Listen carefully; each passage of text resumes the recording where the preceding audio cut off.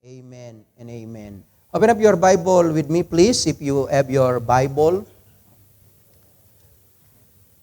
John chapter 15. John chapter 15. This is a famous passage about the vine and the branches, about relationship. Verse 9, beginning from verse 9. As the Father loved me, I also love you. Abide in my love. If you keep my commandments, you will abide in my love, just as I have kept my Father's commandments and abide in his love. Discipleship is about relationship. Vice versa. If you want to make disciple, you need to build relationship. Discipleship is about relationship. So in relationship, you need to make disciples who will be part of your life, who will become your spiritual children, your spiritual family. We have learned that from Pastor Tim a while ago in the first teaching that we discipler or mentors, we put our disciple under our wings, just like what Big Dad and Mom Lori did to us. They put us under their wings. We are young believers that time, young couples. That is how many years, Big Daddy? 19, 20 years ago when they discipled us. An experience, immature, young, exploring life, and wants to know about Christ and His kingdom, how He operates, wants to learn many things. And they saw potential in us that we don't even see it in our own life. Especially me, I'm so limited. And I cannot even think or imagine that I will be an international global pastor. I don't even think that I can reach out to different nationalities as a Filipino citizen, typical Filipino citizen. The first time that I teach and preach the Word of God, just like Pastor Cruz, I am very limited in vocabulary. I can only teach in English for 5 minutes. No joking. And I need to translate, English into Tagalog, into Kapampangan, my own dialect in my brain. I'm so scared the first time that I teach the word in English because I used to Tagalog. But they believe in us. Big Dad especially, believed in me and mentored me and challenged me. Alan, he said, if I'll disciple you, I will invest in you and your wife, your family. One thing that I required of you, you need to do the same thing, and you need to embrace all nationalities. All nationalities. And I took the challenge even though I'm so scared. And I don't know if I can make it, but because He believes in me. When someone believes in you, it makes a big difference. Because the big challenge in our world today is rejection. Right? And many young people, they do everything, they try everything to get approval from their colleagues, from their friends, their classmates, just to get some approval. They do all crazy things, to be accepted. That is huge. That is big in our society, even in the church. Acceptance and believing in others. Seeing potential in others. And then take ownership on them. And invest in them. See, this is about relationship. This is about loving people. It's about caring with people and and raise them to be Christ's disciples. It's about a Christ-centered discipleship. It's about a loving relationship, teaching our disciples to become like Christ, to love like Christ, to live like Christ. When we talk about discipleship, we are talking about a Christ model or Christ-centered discipleship. We don't want to be controlling, dictating. That is not true discipleship, or legalistic. See, we give our disciple to make choices, the freedom to make choices. Yes, we counsel them, we give them direction, we pray for wisdom, and we impart our wisdom that we have experienced, experientially, a wisdom that we acquire from the Lord, from the Word, and also as we go along life. We learn a lot of mistakes. I have many mistakes in my life. I have many setbacks, but I am growing because I'm learning every time that I make mistakes, and I'm not afraid to make mistakes. I keep on trying. I keep on doing something for the glory of God, for the kingdom of God. I have discipled many. I started with 2. And I commit every year to add 1 more, put under my wings, because we are living in the Middle East and people come and go because they are all contractual. They just stay there, especially the Americans and Europeans. They will just stay there for a year, sometimes 6 months. And sometimes they cannot even finish 6 months. They run away. They became old because they don't want to pay the cost of living in the Middle East, in the middle of the desert. And also different kinds of challenges. It's not easy to be a missionary in the Middle East, to be an OFW or an overseer, overseas worker in the Middle East. In this nation, too much freedom, and too much freedom also is not good. No, it's also full of distraction, and temptations. There is something about in the Middle East that get us close together. Get us close together as family of believers. It's like a magnet. When there is a persecution, there is a conflict and a lot of challenges because we are the minority living in the middle of a Muslim nations and try to oppress us, our faith, you cannot even publicly confess your faith in some part of the Middle East. We just went to Saudi Arabia, and different parts of the Middle East. It's not easy. Here you have all the freedom, and yet so many Christians are cold, just like the weather. I don't like the weather. I love the Middle East. I love the heat, because we are always living on the edge, God trained us there to be on fire for Jesus. So, understanding disciple making. Life Connection Ministry International, our foundation is discipleship. This is our foundation because this is the commission of Jesus. This is the command of Jesus. This is our calling. God called us, every believer, to go and make disciples of all nations. That is our prime directives. That is our prime calling as believers, as a follower of Jesus Christ.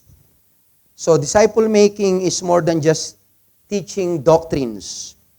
It's more than a class.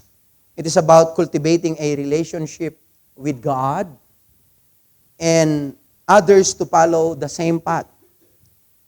It involves mentoring, discipling, living out Christ together in the context of relationship. When we talk about disciple making, we are talking about Christ modeling. Christ modeled this to his disciples. He discipled them when he called them, and he discipled them, for 3.5 years. They live life together. Jesus modeled to them his life, his prayer, his devotion to his Father, daily devotion to his Father, his way of life, his teaching, the power and anointing of the Holy Spirit that he performed through signs, miracles, and wonders. He modeled to them his compassionate heart by reaching out to the marginalized, to the downtrodden, the prostitutes, the tax collectors, the sinners, in contrast to the modern day religious system of the day, of the Pharisee and the Sadducees and the Pharisees during that day.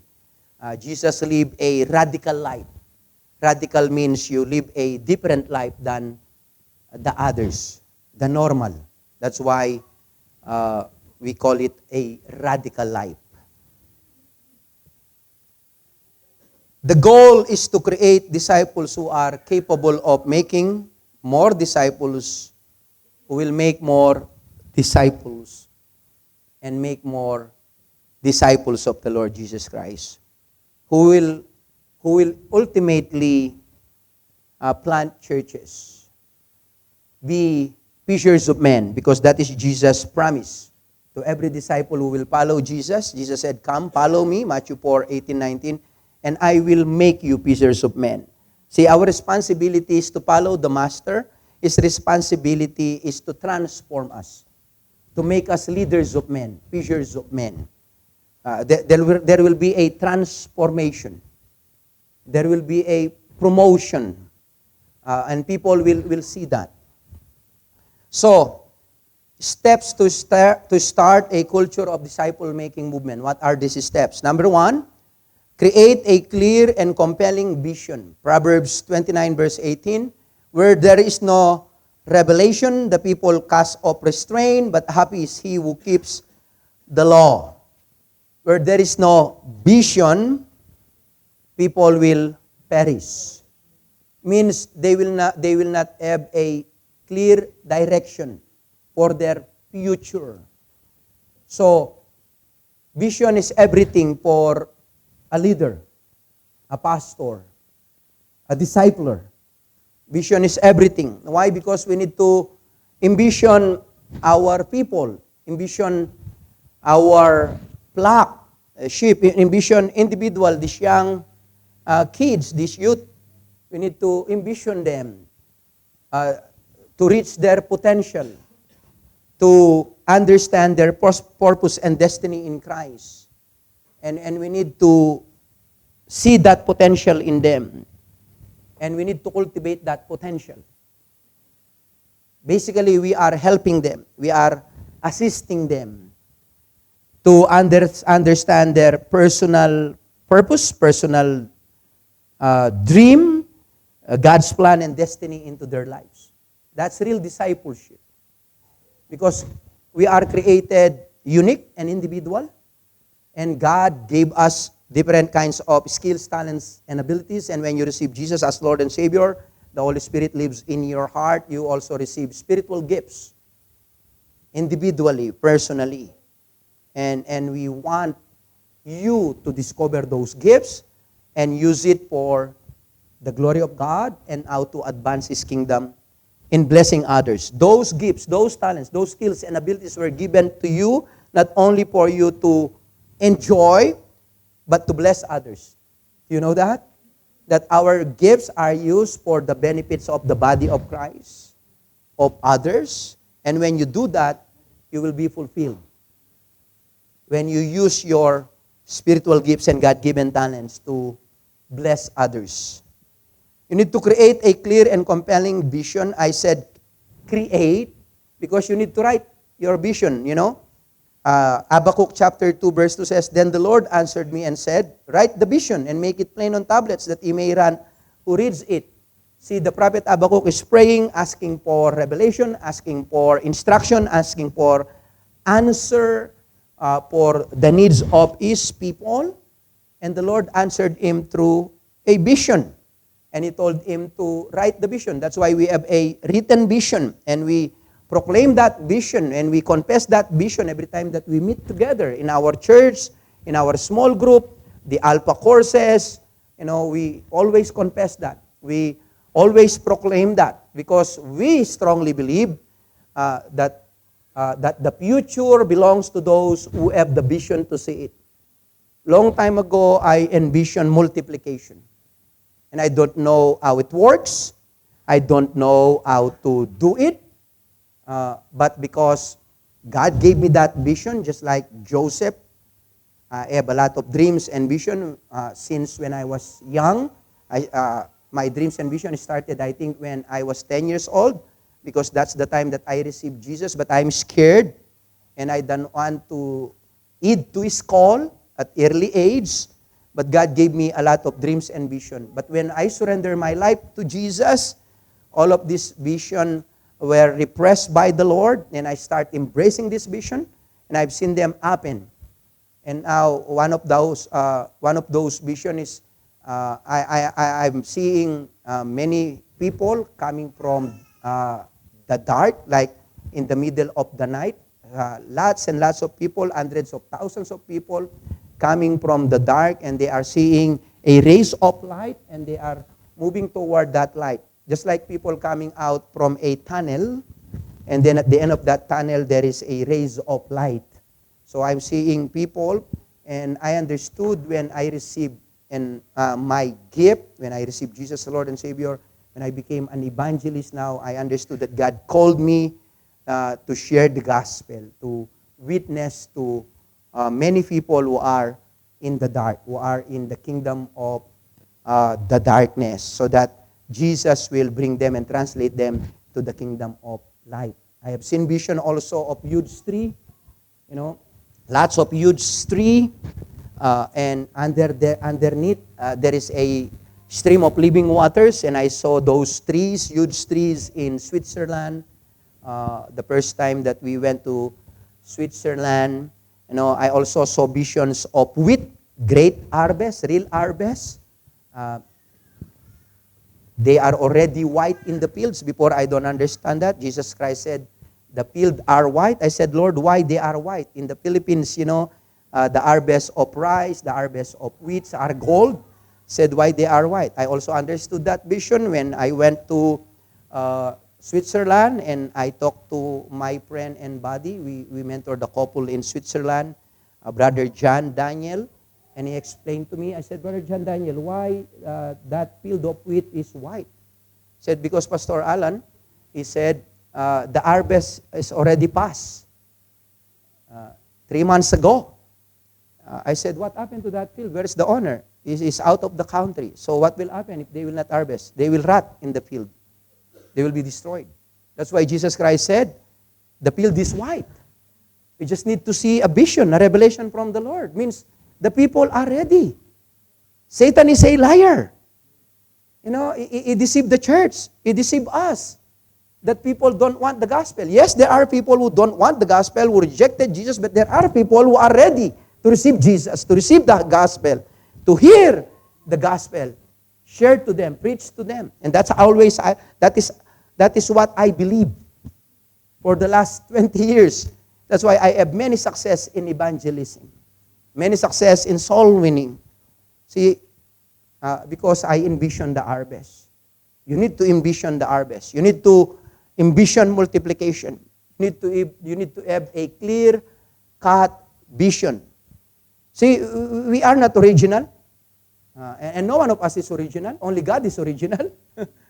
He is the original author of life. He is the original author of His Word, the Bible. He is the original author and giver of vision and revelation. So we just copy-paste. Hallelujah. We adapt what we have learned and read from the Scripture. We went directly to the heart of God, to the heart of the Bible. See, the Great Commandments and the Great Commission. Our vision is based on the Great Commandment and the Great Commission. That's why it works. And it works to anyone. Vision is powerful. Vision is foundational.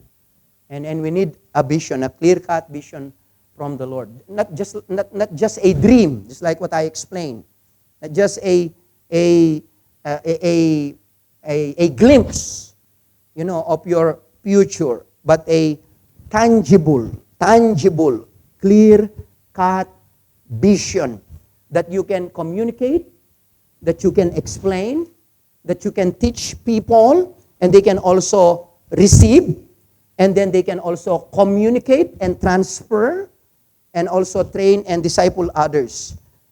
Vision is the cornerstone of any movement. I want to repeat that. Vision is the cornerstone of any movement.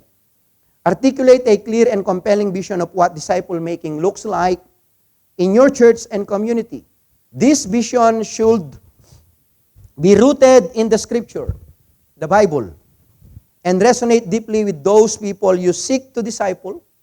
It should inspire and challenge individuals to commit to the intentional disciple-making process.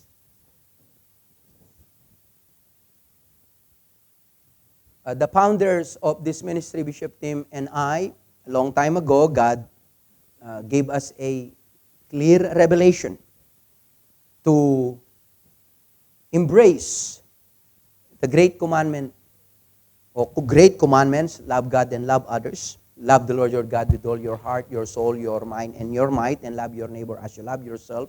And then the Great Commission to go and make disciples of all nations, baptizing them in the name of the Father, the Son, and the Holy Spirit, and teaching them to observe everything that Jesus commanded.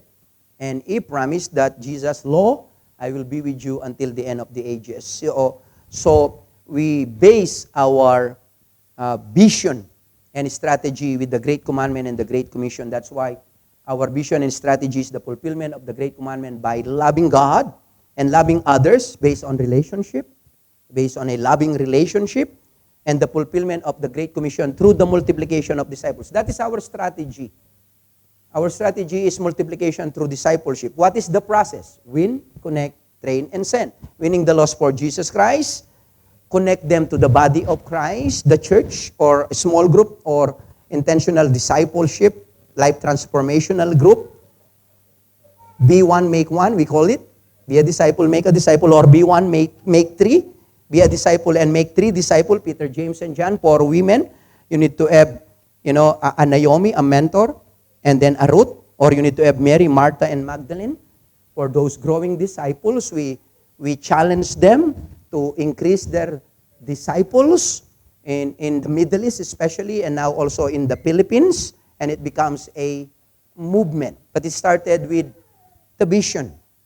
So I encourage you, beginning today, when you go home, you are ask the Lord, to give me a clear vision of your purpose and destiny in my life and your church, because we are all part of Christ's church. We are the church of the living God.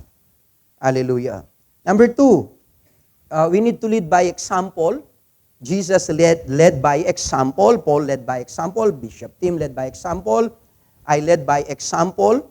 Paul says, imitate me just as I also imitate Christ. This is a powerful passage. Basically, Paul is saying, follow me. He's talking to the Corinthian church.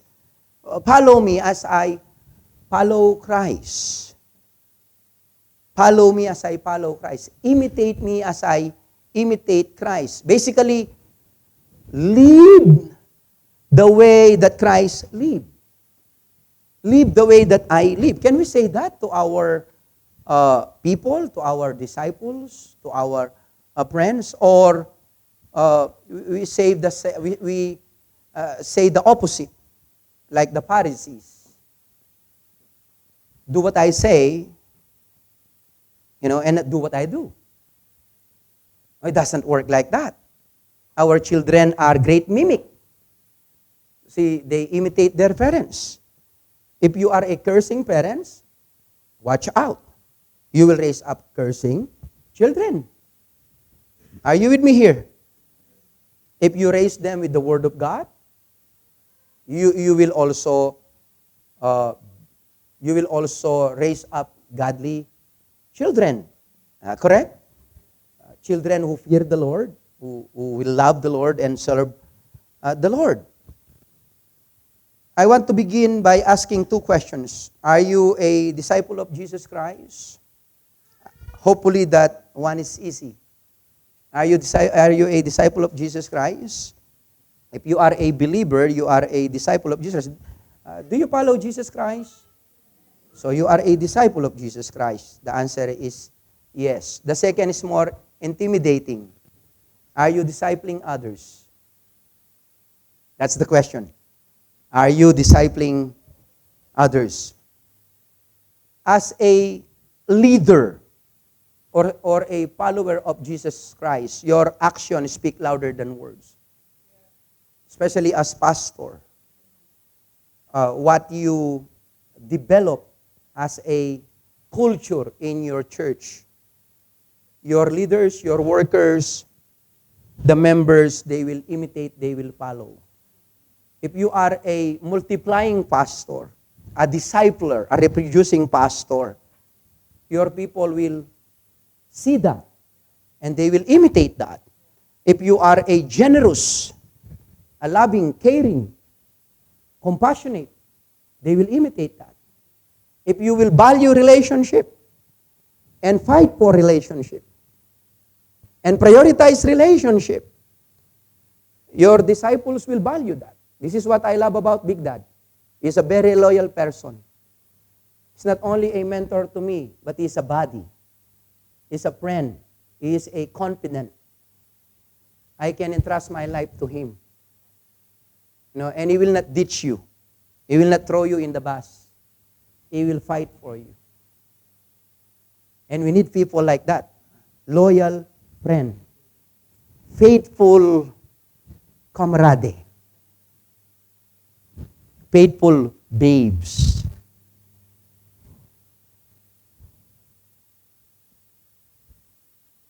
Let me give you my own biblical definition of discipleship.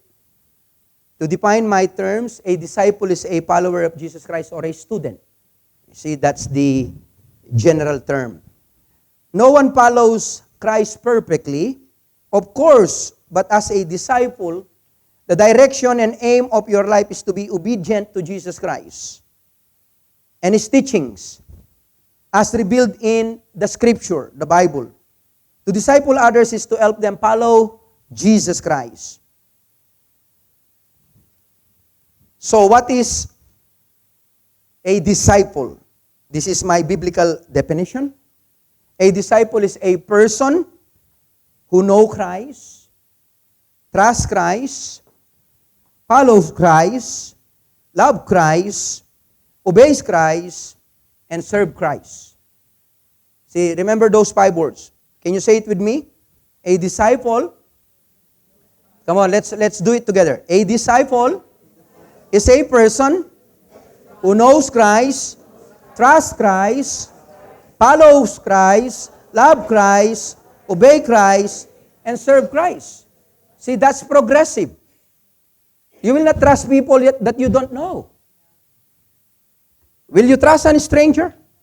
You mothers, will you entrust your beautiful, innocent children to a stranger? Of course not. See, you only trust people that you know. That's why relationship is very important in discipleship. And relationship is a process. It takes time to get to know others, to get to know what they want, what they like, what make them cry, what make them laugh. What is their passion, what they hate, or what they love. It takes time to build relationship. It's a process. So, trust must be earned. If you love people, if you care for people, of course they will trust you. Isn't it that we love, caring people? Isn't it that we love generous people? People who help us and care for us. Same thing in discipleship. It takes time to build trust. And of course, if you trust people, you follow them. Correct? You don't follow, unworthy, untrusted people, just like many politicians. They are good in promising, but they are slow, to deliver. And sometimes they don't. They just lied and use us. Just take our vote. After they get the power and the authority, they forget. You follow people that you trust, and you will learn to love them. And if you love people, you will obey them. Now, you will learn how to obey willingly. You will no longer complain, like pushing me. No. Because you learn that they love you. You learn that they just thinking for your good, for your future, to be the best of who you are, to unleash your potential, to walk to your purpose and your destiny. See, that's real discipleship. See, that is our aim. That is Big Dad's aim. That is his goal for me. To be the man that God called me to be. And to do great things for God. Hallelujah. And to develop my maximum potential. Hallelujah. That's real discipleship. Not to use people. That's why some people, they don't like discipleship. Because they thought they are used and they are abused. No. Real discipleship is Jesus' model of discipleship. It's relationship and it's sacrificial. Jesus gave our life. I am willing to give my life to my disciple. When I was a gangster, I fight for my gang. I am the first one who will die in our battle, in the street fighting. See, how much more that I am now in Christ. How much more now I learned that Christ gave His life for me. See, that's real discipleship. Hallelujah. You are willing to sacrifice for your loved ones. I admire you, all parents, especially mama. I admire parents. I am a mama's boy. I am not ashamed to be called mama's boy because my mama, carried me in her womb for 9 months. And when I was born, she took good care of me. I am sickly, asthmatic, and bull-legged. My mom suffered a lot for me. And then when I grew up, I became a prodigal, a gangster. I caused a lot of pain in my mother's heart. Thank God, He called me, He changed me, and before she died, I was able to change, God changed my life, and I was able to become a good son. I became a good son. I became a servant of the Lord, a pastor. And I brought joy in my mother's heart. But she sacrificed a lot for me. Hallelujah. It's like your sacrifice mothers to your children. Isn't it you sacrifice because you love your children? Same thing in discipleship. We parents, spiritual parents, we sacrifice for our children. Hallelujah. For their sake. Because we believe in them. And we love them. A disciple is a person who knows Christ, trusts Christ, follow Christ, love Christ, obey Christ, and serve Christ. We serve our disciple. More than them serving us. What is a discipler? A discipler is a person who helps others. See, you just add the word help. Who helps others to know Christ, to trust Christ, to follow Christ, to love Christ, to obey Christ, and serve Christ. You become a discipler when you help, just like this young man now, he traveled with me. I said, JJ, you want real discipleship? Let's build relationship. You need to watch me. How I minister, how I talk to people. And you need to commit. And this young man, working 10 hours, JJ, 12 hours or more than 16 hours. Oh my God. And only 1 day off. But I challenged him. Said, you need to go to the office. Whether I am there or I am not there, your Auntie Grace, my wife, we will train you and we will disciple you. Because I saw potential in this young man. He has a calling from the Lord to be a pastor someday. Hallelujah. And who knows, maybe he has also an apostolic anointing. It's like Big Dad, who will plant churches all over the globe. See, taking ownership on them. Embrace them and see potential in them. Hallelujah. and unleash that potential, develop that potential. Understanding the Great Commission. In the Great Commission, Jesus commanded his followers to go and make disciples of all nations. See, God wants us to make disciples. Discipleship should not be much of program in the local churches, and there are many churches, traditional churches, who are focused on program after program after program, and then when they look back, they don't have fruits behind them. See, we need program, just like today, we need a good program. This is a good program of discipleship. Conference, right? We need program. But after here, now it's up to you. After here, how will you apply what you will get from here? What you will learn from here? So before I go further, let's clarify what discipleship is not. Discipleship is not a program. It's not a class, even though we need a class to train people. It's not a special spiritual gift that some people have and some do not. Not only the pastors means, or the evangelists, or the teachers. No, this is for everyone. Because this discipleship is not a gift, even though God, the Holy Spirit, gave us many gifts, but discipleship is not a gift. It's a command. If it is a command, every child of God, every believer of Jesus Christ, must follow the command of the Master, the Lord Jesus Christ, because it is a command. So even though you are a gifted evangelist, a gifted pastor, a gifted teacher, or even, a gifted prophet with a prophetic anointing, if you are not making disciple, you are still disobedient. Prophet, evangelist, or teacher of the word, or a pastor. As simple as that. Because it is a command. Go and make disciples of all nations. It's not a wish to be considered. It is a command to be obeyed. Hallelujah. It's not something some Christians do, and the professional Christians, while others, regular Christians, are exempt or exempted. Let us put this simply. If you are a follower of Jesus Christ, you have been given an order to go and make disciples. This means any sincere believer can do it. Any sincere believer can do it. In the Philippines, we have a discipleship movement of the youth. God raised up a youth like JJ in our nation. He is reaching out to the university.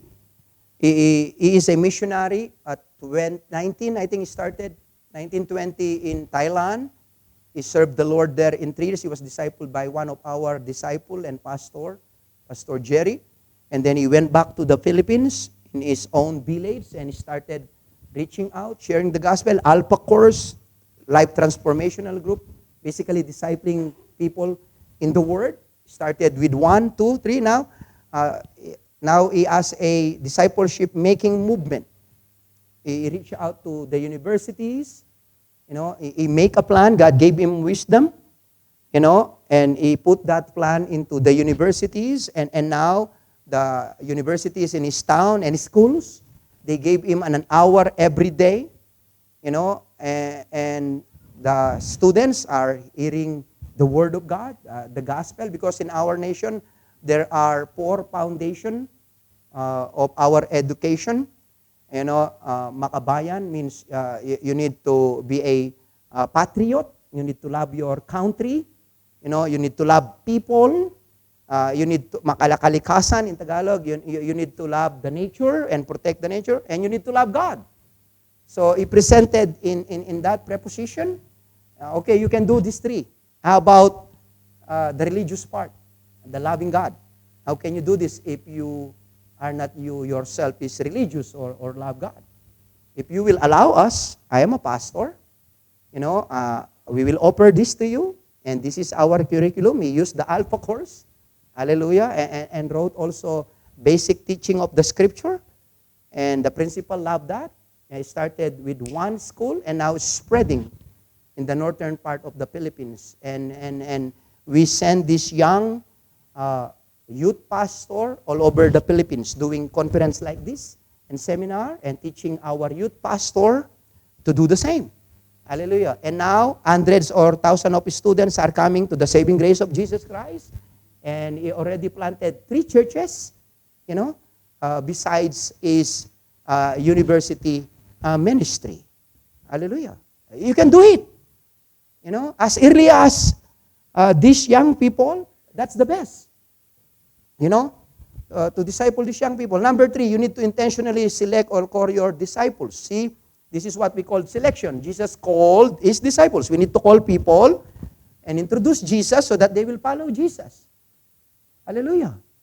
You need to pray. Hallelujah. Jesus prayed. Pray for your prospect future disciples. Jesus prayed overnight. And I believe not only overnight, he continuously prayed for his disciples. He demonstrated this in his life and his ministry. Even before he went to the cross, even after resurrection. In John chapter 17, he prayed for his disciples. He prayed for their future disciples, those who will believe in them. Jesus prayed before he selected his disciples. You need to pray for your future disciple. You need to get to know your disciples personally. Jesus knew his disciples. When Andrew brought Nathanael to Jesus, Jesus immediately said, before you came here, Nathanael, first he said, an Israelite indeed. Means pure. It means he is observing the law of Moses. He is studying the law of Moses. And then he said, before you came here, before you meet me, I saw you under the fig tree. See, Jesus knew his disciples personally, and he developed that relationship. Yeah. You need to know your disciple personally. Commission your disciple to make disciples. It doesn't end to them. He just started with them. The way that Jesus commissioned his disciple, that's the way that we commission our disciple when they are ready. You need to train them first. You need to disciple them. When they are ready, you need to commission them. Someday, JJ, I will commission you. But as of now, you need to be faithful. Hallelujah. Number 4, love your disciples the way Jesus loved them. Love your disciples the way Jesus loved them. Love is the foundation of biblical discipleship. John 13:34-35, Jesus gives us a new commandment that emphasizes the importance of love in discipleship. Jesus said, a new commandment I give you, that you love one another as I have loved you, that you also love one another. By this, all will know that you are my disciples if you love one another. Is this a new commandment? No, it's an old commandment. Isn't it that the first commandment is love the Lord your God with all your heart, with all your soul, with all your mind, and with all your heart, and then love your neighbor as you love yourself? It's an old commandment. Why? Jesus Christ said, it is a brand new commandment. It is brand new because it's no longer written by the finger of God in a stone. Now, it is new because it is now based on the person of Jesus Christ. He said, love one another the way that I love you. The way that I gave my life to you. The way that I sacrificed my life to you. The way that I invest my time to you. The way that I model to you. The way that I wash your feet. The way that I demonstrated the love of the Father to the marginalized, the sinners, the prostitutes, the tax collectors, the sick. Love one another as I have loved you. This is a new commandment because now we have a model. Someone who demonstrated the love of the Father. A tangible kind of love. Jesus lived out that love. He even ultimately gave his life for his disciples. Gave his life for us. Paul wrote in Romans chapter 5, verse 8, this is how God demonstrated his love toward us. While we were still sinners, Christ died for us. In the gospel, several times, Jesus Christ said, greater love has no one than this, that a man lay down his life for his friends. That is true discipleship. When we truly love one another. Hallelujah. Love is the foundation of true discipleship. Number 5, teach your disciple to obey the commands of Christ. the disciple of Christ, simply obey Christ. We need to call people, yes. We need to disciple people, yes. But we need also to encourage them, to teach them to obey Christ. Just like us parents teaching, you taught your children and still teaching your children to obey you. And grandma teaching his grandson, these 3 boys, to be obedient to their parents. Hallelujah. You raise up great grandchildren, Mama, because you are a prayerful woman. Every day, when we live and stay with Pastor Cruz, night and day, you're praying. You're even praying for me. And thank you for adopting me. I miss my mama. Makes me cry every time I miss my mama. I'm a mama's boy. Hallelujah. It's good to have a spiritual mother like Pastor Elba. You're the spiritual mother of LCMI Wembley, London. It's good to have a spiritual father and uncles, right? To support the family. It takes all of us to grow together in a loving relationship. To truly love God is to obey God. Ang totoong pagmamahal sa Diyos ay pagsunod sa Diyos. To my Filipino brothers. Ulitin ko. Ang totoong pagmamahal sa Diyos ay ang pagsunod sa Diyos. To truly love God is to obey God. As simple as that. Hallelujah. There are 2 brothers in the scripture that Jesus used. One elder brother, was commanded by his farmer father, go to the field and help me do, the work there in the field. Supervise the workers and help there. Yes, Dad, he said. The younger said, no, Dad, I'm doing something, I'm busy. But at the end, the younger brother changed his mind and went to the field. The elder brother who said yes, but don't obey the command of the Father. And then at the end, Jesus Christ said, who is the one who really loved me? Who really loved the Father? And they answered, the one who obeyed. Do you really love God? You simply obey God. Do you really love Jesus? You simply obey Jesus. As simple as that. And these disciples, they immediately, the word is immediately.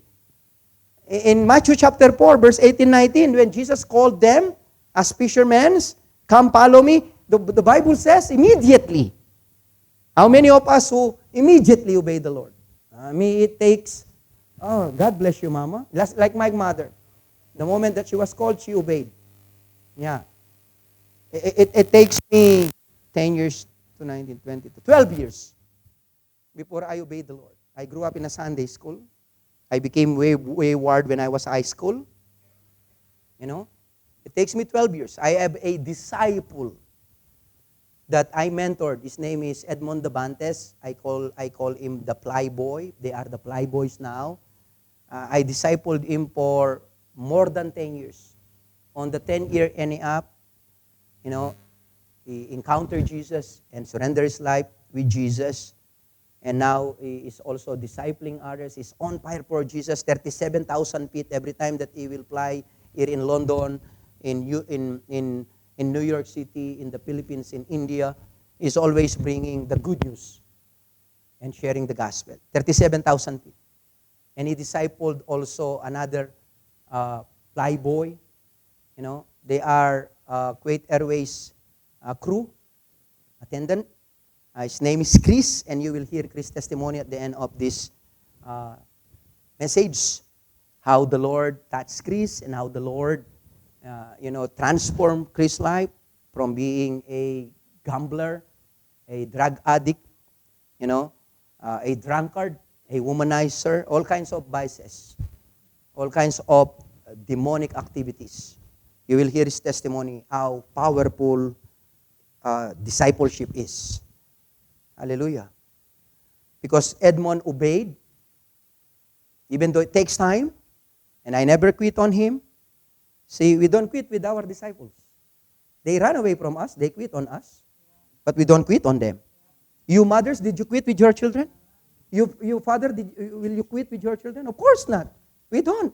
Same thing in our spiritual discipleship.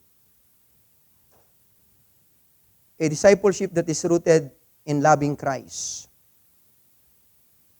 John 14:21 further emphasized the connection between love and obedience. He who has my commandments, Jesus said, and keeps them, it is he who loves me. And he who loves me will be loved by my Father, and I will love him and manifest myself to him. There is blessing in obedience. Do you believe that? There is reward in obedience. Isn't it we parents, we reward our obedient children and we discipline the disobedient? I went through a lot of discipline. You know, I grew up with a grandma also. If we disobey, you will hear your name twice or thrice. Alan, Alan, Alan. If you don't listen, next time she will be at your side and she will just pinch your ear. If you don't listen, you will have a spanking.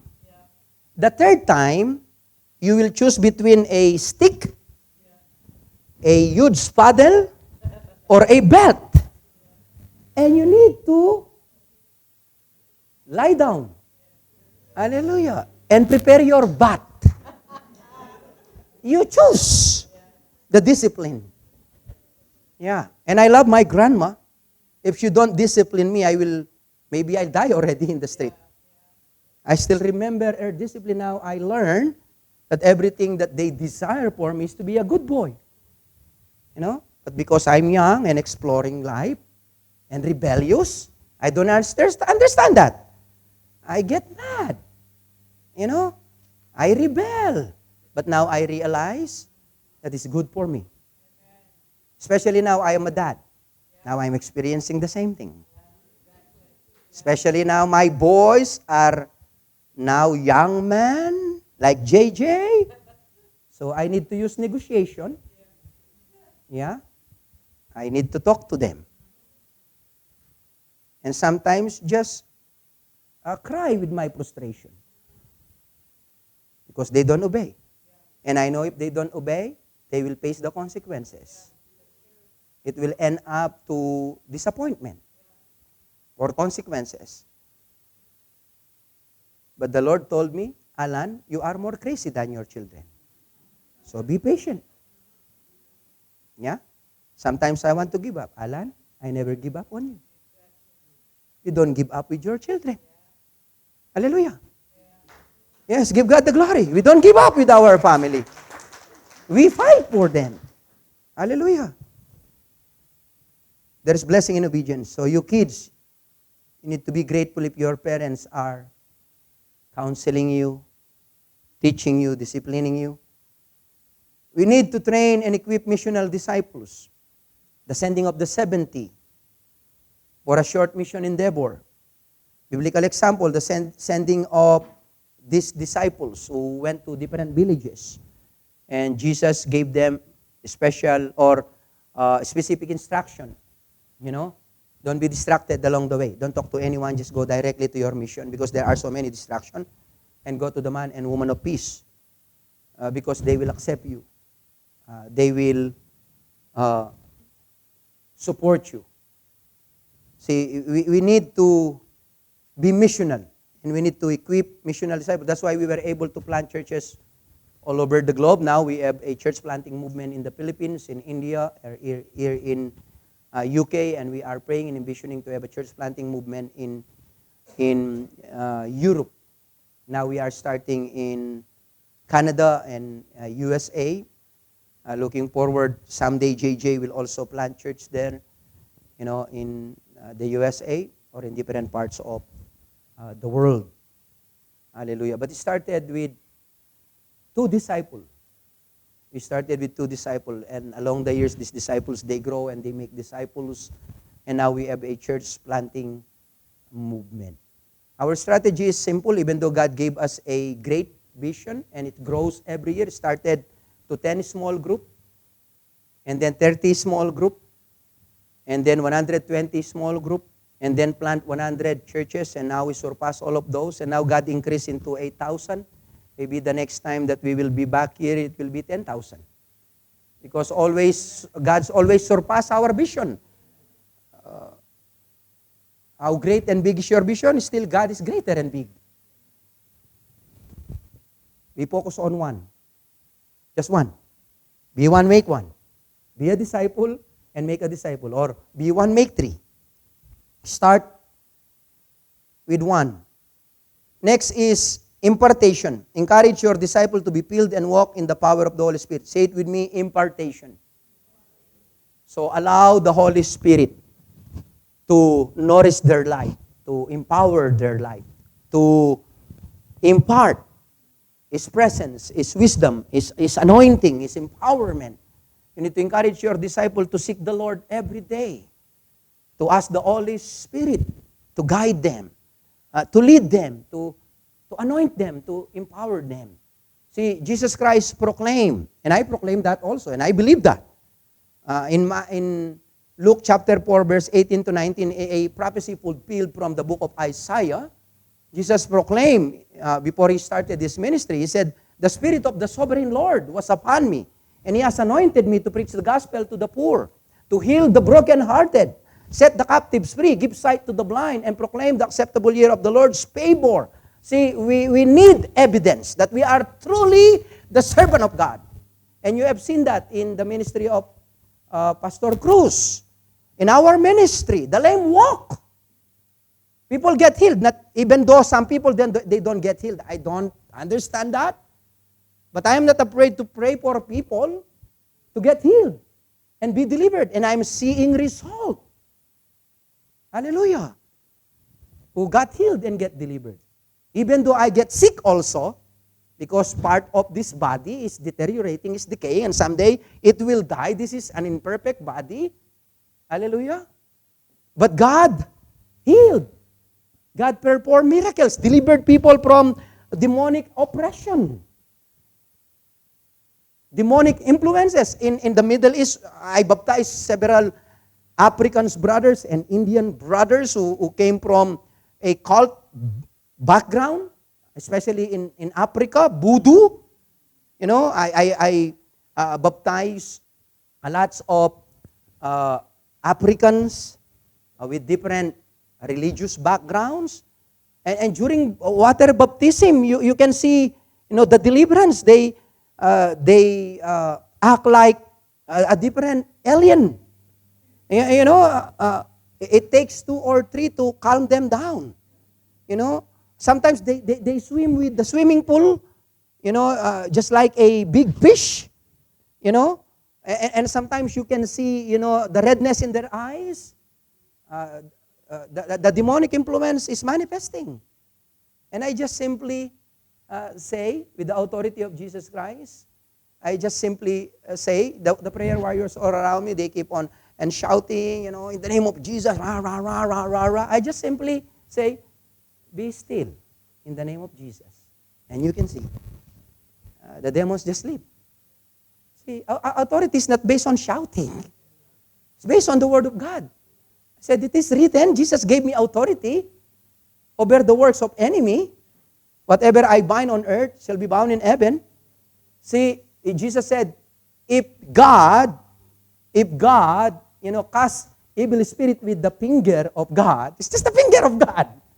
See, that's authority. Means the Holy Spirit, the power of the Holy Spirit.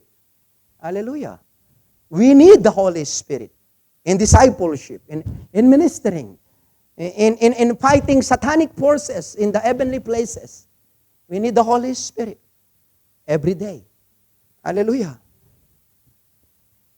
That's impartation. Jesus breathed on His disciple, John 20:22. And when He had said this, He breathed on them and said to them, receive the Holy Spirit. That's the day that these guys, the apostles, the 11, they became born again. And Jesus explained that to Nicodemus in John chapter 3:3-6, correct? They became born again. Just like Adam, the red dirt. When God created the first man, Adam, the red dirt, and He breathed into his nostril, the Ruach, the breath of God. Hallelujah. Do you understand this? Hallelujah. That God Almighty, the omnipotent God, breathed on us when we receive Jesus. When you receive Jesus, do you know that you receive the Holy Spirit, that God breathed on you, the breath of God, the divine breath of God, the omnipotent, almighty creator of the universe, breathed on you. That's why you are full of potential. The omnipotent God. lives within you. But be careful, because we are made of the dirt, the dust of the earth. We have the capacity to go down to the dirt and live in simpleness and darkness. But we have also the capacity to soar high like wings of an eagle and have the spirit of excellence and potential and do great things for God, because the omnipotent God, the Holy Spirit, lives within you. Hallelujah. That's the contrast. That's the mystery of the gospel. Hallelujah. Impartation. And the result of impartation, the works of the Holy Spirit in our lives, is transformation. Ezekiel 36, 25 to 26, the Lord promised the prophet Ezekiel that He will cleanse His people with living water, and He will put His Spirit within them. He will give them a new heart first. He will put a new spirit within them. Capital small s means human, born-again spirit, equivalent to Ephesians chapter 2, 1 and 2, that the Holy Spirit quicken our dead spirit, equivalent to being born again in spirit in John chapter 3, 3 to 6, that Jesus explained to Nicodemus. Since this is a prophecy that happened in the New Testament through the new covenant, the work of Jesus Christ and the Holy Spirit in our lives. He promised in Ezekiel 36 that He will give us a new heart. He will put a new spirit within us. And then, capital S, the Holy Spirit. And He said, my spirit will cause you to obey my commandments. Why? Because now we have an inner helper called the Parakletos, the Comforter, the Holy Spirit, who transform our hearts. Give us a new heart. A heart of a flesh means a new heart, a cleansed heart, an obedient heart, a faithful heart from the Lord. That's a gift. Look at your brother and sister in the Lord. Tell him to her, you have a new heart. You have a new heart. Do you believe that? And you have a new spirit within you. Come on, encourage him, encourage her. You have a new spirit within you. You have a new, brand new, born again human spirit within you. And the Holy Spirit lives within that human, born again spirit. Live within your innermost being. That's why you are now a worshiper in the Spirit. That's why you are now a spiritual being, alive in Christ. Hallelujah. Empowered by the Holy Spirit. Quickened by the Holy Spirit. Given a new life, a new heart in the Holy Spirit. The Lord transformed your heart. He changed your heart. He changed your desire. He gave you a new desire now to please and honor God and live for the glory of God. Hallelujah. Before, your desires is worldly things. You love, I love, before Christ, the deceitfulness of riches, the desires of evil things, the pleasure of the world. We still need those to survive, to live on planet Earth, but they are now not our priority. Our priority is to live for the glory of God. The fear of God, which is reverence, respect to God. Hallelujah.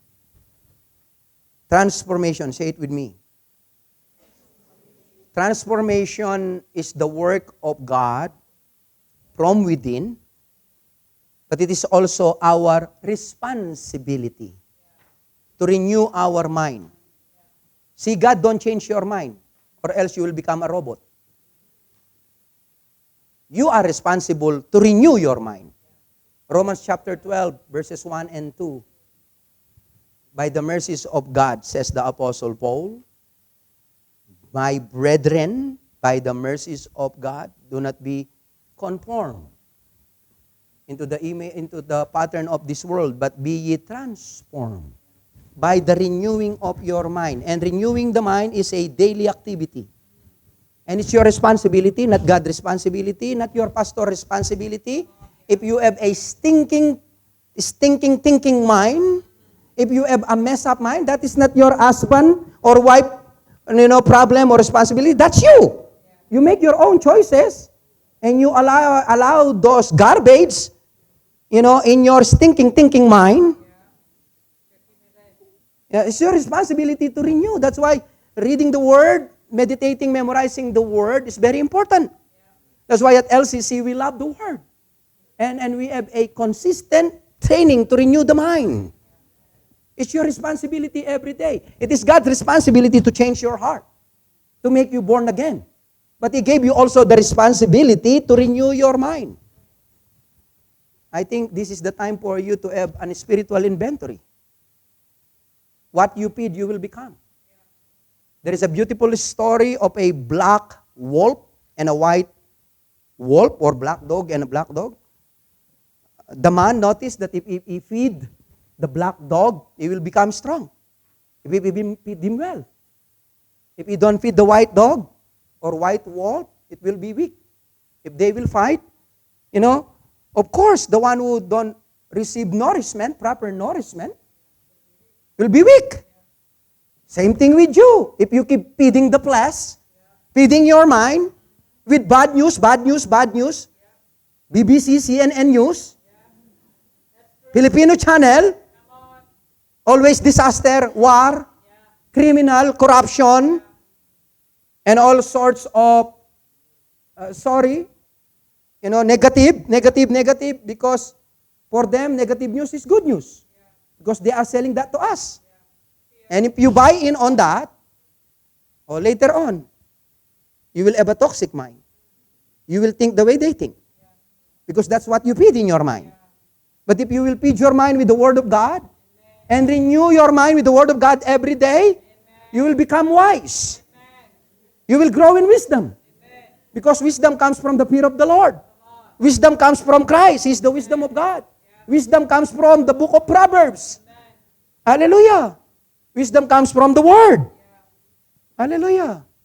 You will become a different person if you will love the Word. Last but not the least, reproduction and multiplication. Equip and raise up multiplying disciples and leaders. Equip and raise up multiplying disciples and leaders. Start with one. Say it with me. Be one. Make one. Come on. Let's do this all together. Use your fingers. Be one. Make one. Now point to yourself. Be one. And make one. Yeah? Be one, make one. For pastors, I challenge you, be one, make three. You need to have Peter, James, and John. You know the Word. You study the Word for a long time. At least you need to have Peter, James, and John. Hallelujah. Same thing with you, JJ. Because you already serve in the youth ministry in the United States as a youth minister. So you know the Word. You grew up in the church. You study in a Christian school, like my kids. So you need to be one and make three. Yeah? And you have one already, right? You have one already. So let's pray for two, all right? I give you one, so pray for one. All right? This is what I love, this kid. Start with one. Look at your brother and sister in the Lord. You have 365. They know already. You have 365 days in a year, or 364. Just one. Tell him, just one. Reach one. Connect one to Christ. Invest or mentor one. And then send one. Think about this. If all of us, this church will double next year. If all of us will just take that seriously. Hallelujah. And that one, again, will do the same thing that you do. You get another one the next year, and the next year, you will see Pastor Cruz multiplication in just 3 to 5 years. Multiplication of disciples. Teach your disciple to disciple faithful men and women. Equip your people, help them to mature in Christ. Big Dad explained that already. I will not elaborate that.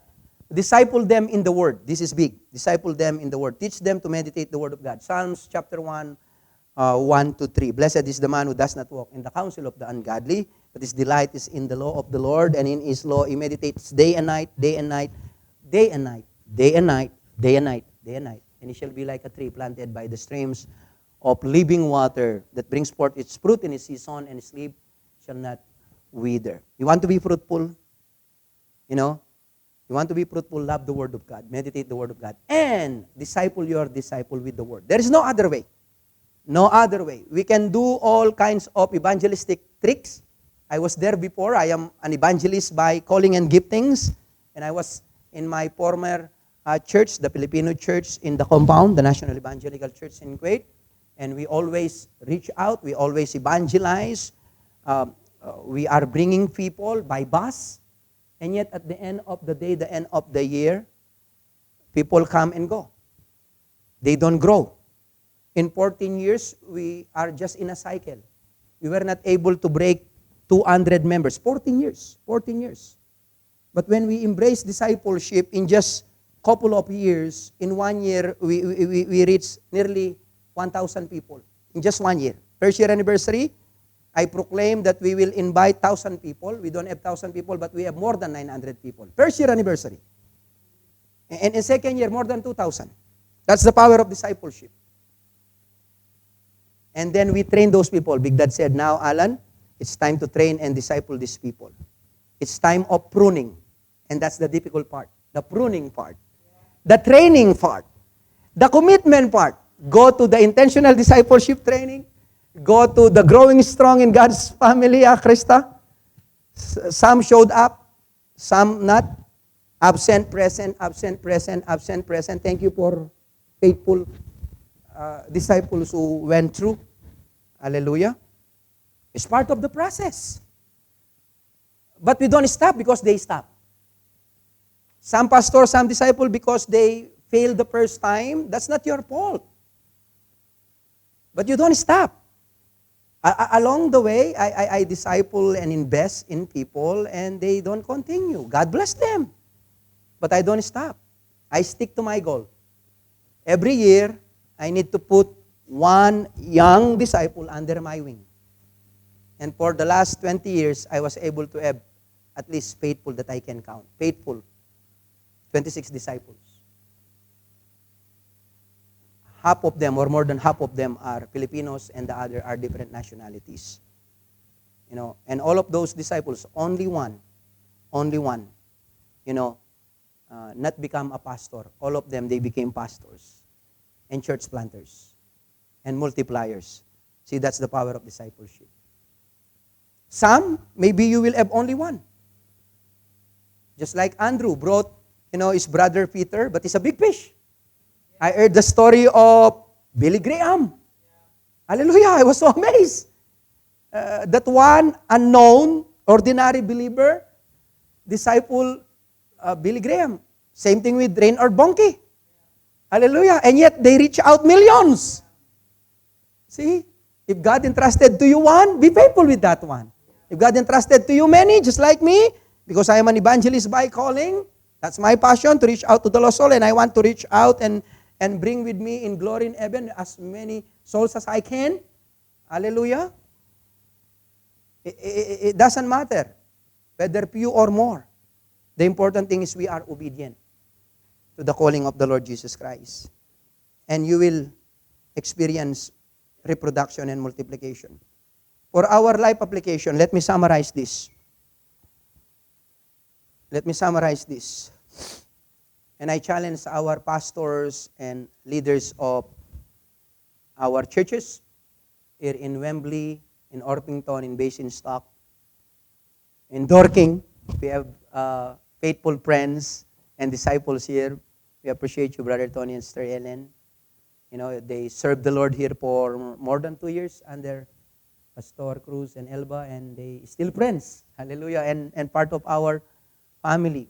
Those who are in Hall, I challenge you, every one of you, those who are in Basingstoke and Orpington, hallelujah, I challenge you to pray and ask the Lord, who are these faithful people that God placed under you. They are already there.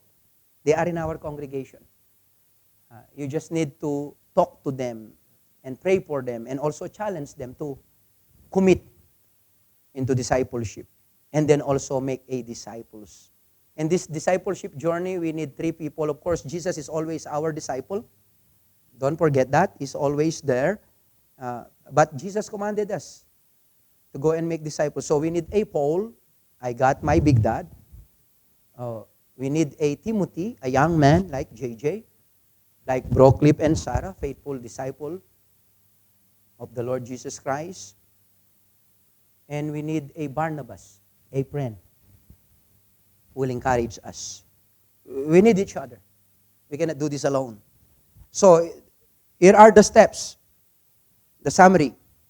We need to embrace God-given vision. For us, LCMI, we need to embrace LCMI's God-given vision. And I believe this is not only for LCMI because the Great Commandment and the Great Commission is for all churches, for all believers, for all pastors. We need to lead by example. We need to imitate Jesus, and we need to model Jesus. We need to be intentional in selecting or naming our disciples. Discipleship is intentional because it's relational. It's PIR, personal, intentional, relational discipleship. Remember that abbreviation. PIR, personal, say it with me, personal, intentional, and relational discipleship. That is Jesus' model of discipleship. We need to be intentional in selecting or naming our disciples. We need to look for faithful men and faithful women. We need to love our disciples the way Jesus loved them. Because discipleship is about relationship. We need to teach our disciple to obey the command of Christ. We need to encourage our disciple to walk in a spirit-filled life. And we need to teach our disciple to continuously be transformed and conformed into the image of Jesus Christ. Hallelujah.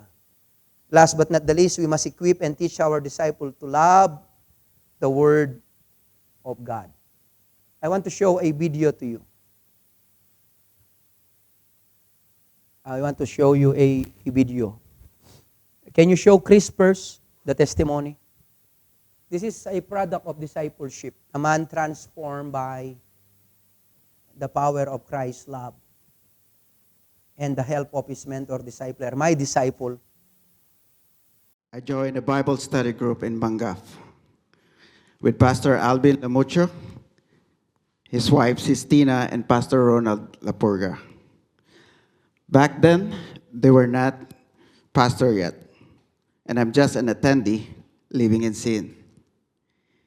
After a year, I became a flight attendant in Kuwait Airways with the help of their prayers. At first, it seemed like I was living the dream, traveling around the world, meeting a lot of people in different cultures. I thought I was in control. It started with small compromises, things that seemed harmless, but over time, those compromises led me deeper and deeper into a lifestyle of self-centeredness, addiction, and destructive choices. I was living for myself, and the more I pursued what I thought would make me happy, the more broken I became. I squandered opportunity, damaged relationships, and wasted precious time, trying to find fulfillment in things that could never truly satisfy. I started abusing alcohol and drugs, and my investments and trading hobby turned into gambling addiction. What started as a way to cope or escape turned into something that controlled my life. I was on path of self-destruction, and it seems there's no way out. I still remember when it started on December 16, 2020, during the corona pandemic. Out of boredom, I put 500 KD buy position in future market using high leverage. And that 500 KD turned into more than 10,000 KD in just a matter of 45 minutes. My body started shaking. It felt so euphoric. And prior to that, I invested in Bitcoin in 2019, worth 5,000 KD. And I turned it to more than 100,000 KD in 2 years span. I was so full of myself that I believed everything I touched turned to gold. That was the beginning of my downfall. Due to the gambling addiction I developed, I started selling my investment to sustain the high. I lost control, and I ended up losing everything. And that's when the endless cycle of chasing the money I had lost began. At the end of every year, my broker provides an update on my performance for the entire year. Last year alone, I reached 79.4 million US dollar in trading volume. Those were my buying and selling transactions that I had accumulated for the entire year. The sad news was, I ended up getting nothing out of it. It wasn't just about losing money or material things. It was about realizing that I had lost myself. I had become someone I didn't even recognize. And the weight of my choices was crushing me. And for the first time, I truly saw the mess I had made in my life.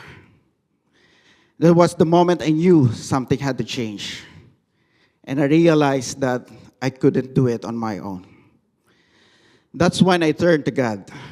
And God responding by sending Edmond Davantes, my colleague, then became my discipler.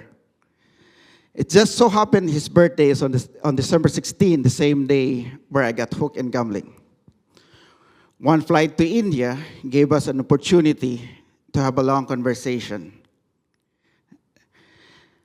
That's when he shared the testimony of Coach Walter, that he had similar situation with me, and that he overcame the addiction to gambling. And he was transformed by God. That story gave me hope. In April 9, 2024, Edmond arranged a fellowship in Salwa Seaside along with their leaders, Sis Kim and Bro Jeremiah, and the rest of the members. And that night, I was delivered from evil, and I received Jesus Christ as my Lord and Savior.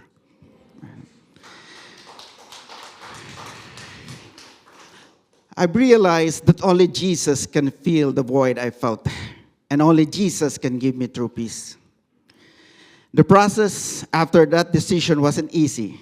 In fact, I saw the work of the enemy trying to stop me from attending the house church service.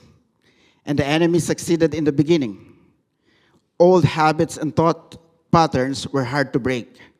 I struggled with feelings of doubt and fear. Then Edmond told me to leave my old flat because of the bad influences surrounding me. He encouraged me to move to Salwa House Church instead, since there was a vacant room at the time. Then I followed his advice. I left everything behind. This is when I realized that it was God's plan that prevailed in my life. God appointed the time for me to return to Him.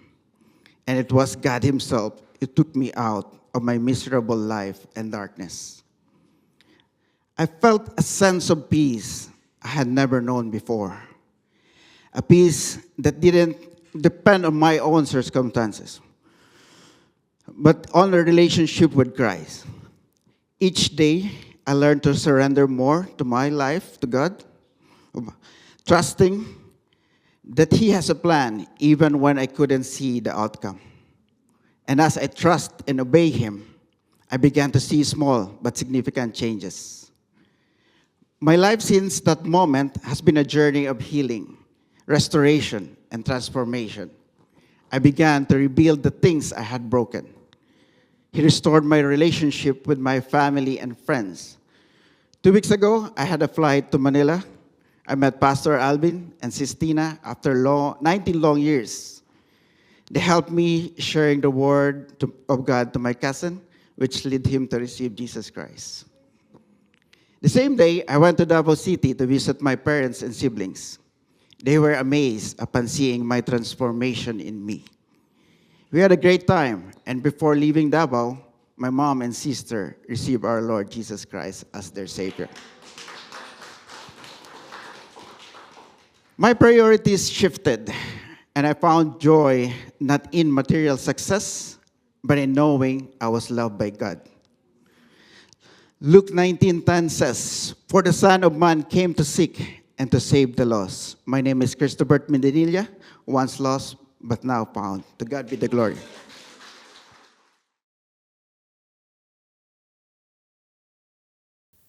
But because Edmond obeyed Christ, Christ found Chris, and Chris found Christ.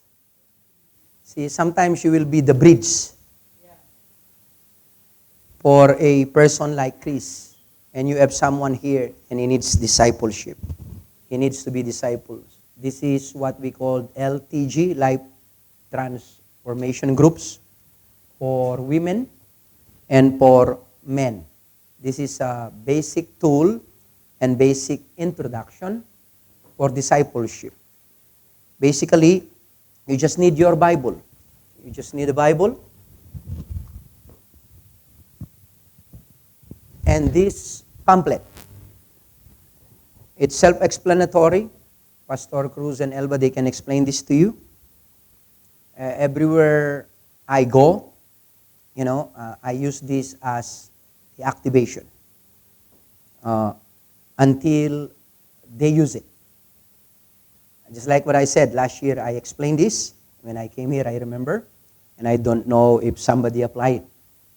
So I hope this time you will apply it. What is Life Transformational Group?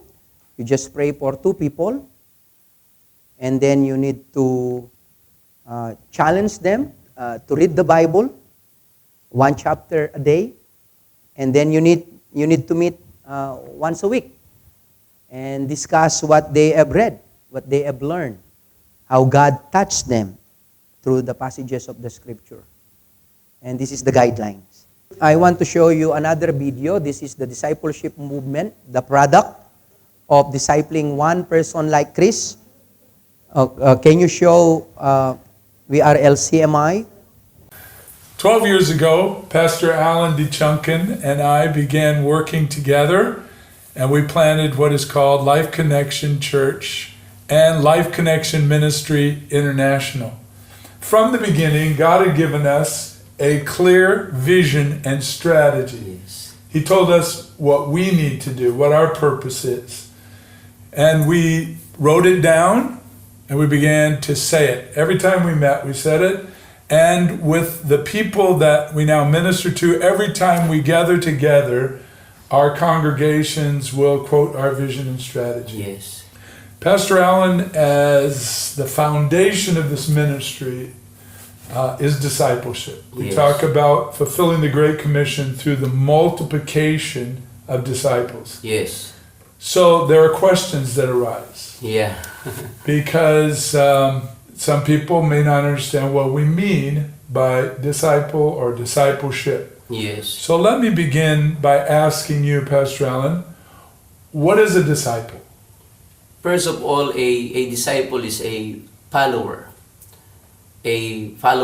of the teacher or the master, the coach, the instructor. But biblical discipleship, of course, is based on the Bible, based on the teaching of the Lord Jesus Christ, the head of the church. So we, followers of Christ, follow Christ. So the biblical definition of a disciple or discipleship is based on Matthew 28:18-20, and also Matthew chapter 4, verse 19 and 20. This is where Jesus Christ called his first disciple. Let me read.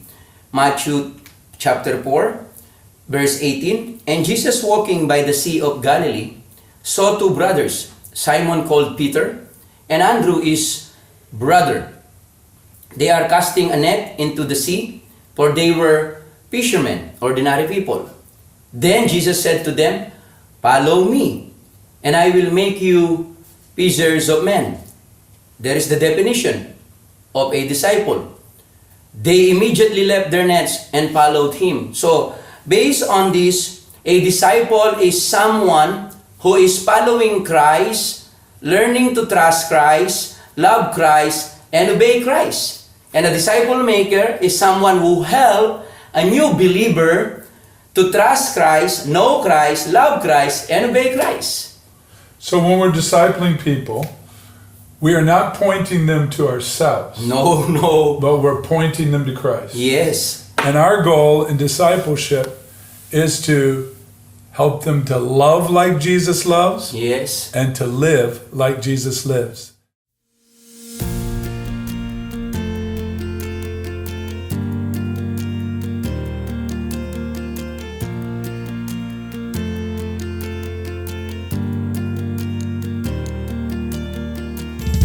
Life Connection Ministry International is a non-denominational, multinational, and multi-site church. The result of a strong vision to release and multiply people of vision has led to multiple partnerships, multiple locations, and multiple ministries. LCMI is a church characterized by strong, loving relationships, placing high values on family and discipleship. The heart of LCMI is to touch and bless the nations.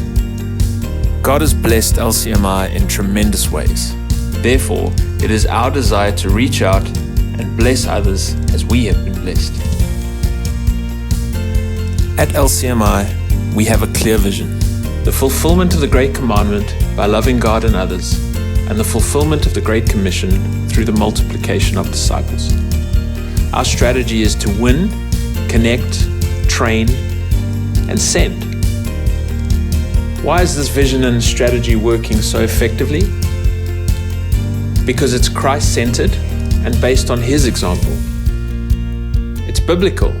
It's based on the Great Commission and the Great Commandment. It's not program or event focused. It's people focused. It is anointed and empowered by the Holy Spirit. It promotes real relationships that go beyond the surface. It's intentional, personal, and practical. Everything that we do is based upon our vision and strategy. It's not just our ministry, it's our life. It is who we are, it is what we do, and it's how we do it. Our leadership is united, committed, submitted, and willing to lay down their lives for the vision and strategy of Jesus. We have sacrificed our time, tithes, and talents for this vision. We are willing to work around the clock to see it fulfilled. Our spouses and our kids are trained in it and have given much for it. We have taken it back to our home countries, have seen our families embrace it. It has begun to change our communities. This is our passion, and we will continue to walk in complete obedience to Him and His commandments.